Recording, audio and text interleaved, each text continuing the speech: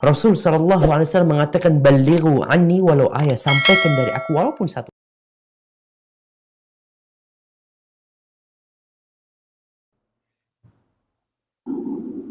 أعوذ بالله من الشيطان الرجيم. بسم الله الرحمن الرحيم.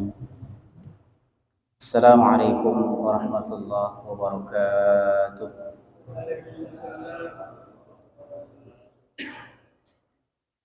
الحمد لله الذي أنزل على عبده الكتاب ولم يجعل له عوجا. أشهد أن لا إله إلا الله وحده لا شريك له، وأشهد أن محمدا عبده ورسوله لا نبي ورسول بعده. اللهم صل وسلم على سيدنا محمد وآله وأصحابه أجمعين. اللهم صل على سيدنا محمد وعلى آل سيدنا محمد. أما بعد. Bapak Ibu hadirin wal hadirat jamaah salat maghrib Masjid Al-Ikhlas yang dimuliakan Allah Subhanahu wa ta'ala. Syukur alhamdulillah pada malam hari ini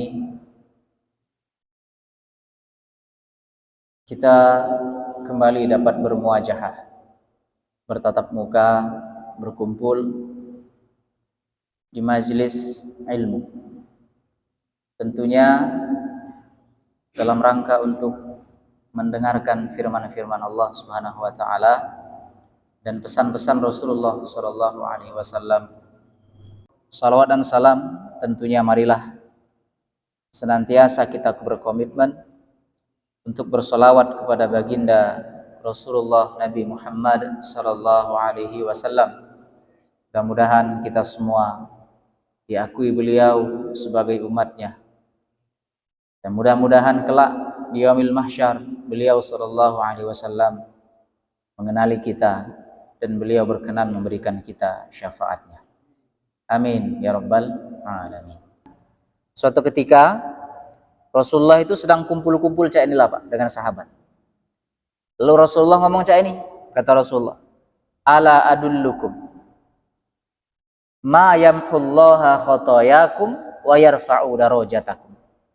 Kata Nabi, Pak, mau tak kalian aku kasih tahu sesuatu yang kalau kamu amalkan,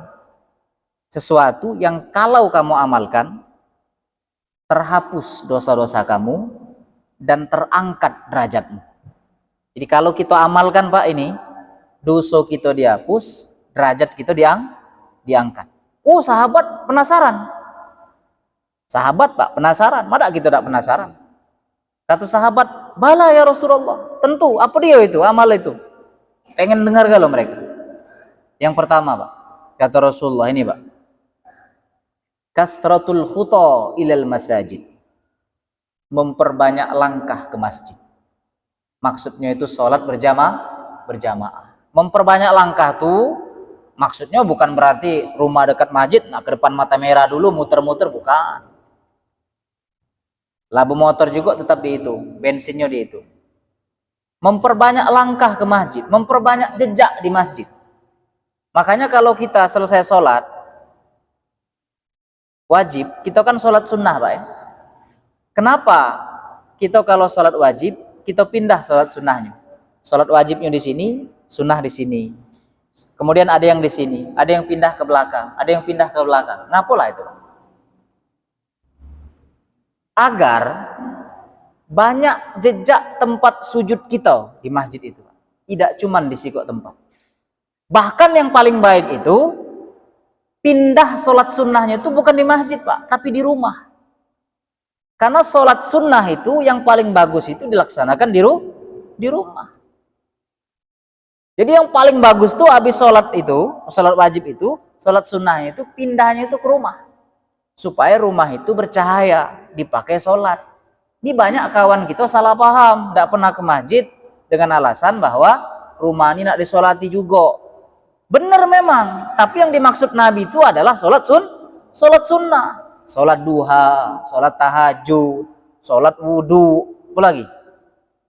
sholat taubat, sholat tasbih, sholat sunnah dianjurkan di rumah. Tapi kalau sholat wajib dianjurkan di masjid. Beda dengan perempuan. Perempuan wajib sunnahnya diutamakan di rumah. Kasratul khuto ilal masajid. Memperbanyak langkah, jejak-jejak di masjid. Di situ ada jejak kita, di situ ada jejak kita. Cuman kalau disapu wong jangan marah, Pak. Kotor. Jejak kita itu artinya di sisi Allah Subhanahu wa taala. Ya. Akan menghapus dosa dan mengangkat derajat kita di sisi Allah Subhanahu wa taala. Yang kedua, Rasulullah ngomong, Pak, yang dapat menghapus dosa dan mengangkat derajat kita itu adalah selain memperbanyak langkah ke masjid, isbaghul wudu indal makarih. Memperbagus wudu. Wudu kita tuh, nah saat kita wudu jangan bercepat-cepat. Wudu kita tuh disempurnakan. Makanya lihatlah, Pak, banyak wong-wong tua kita dulu, Pak, kalau dia wudu baju tuh dibuka, ya, jangan buka habis nih, nak nunjuk ke otot pulau, ya dah. Kenapa? Karena khawatir air tidak mengalir ke siku, air tidak mengalir ke mata kaki. Ada rasa takut dan khawatir wudu itu tidak sempurna.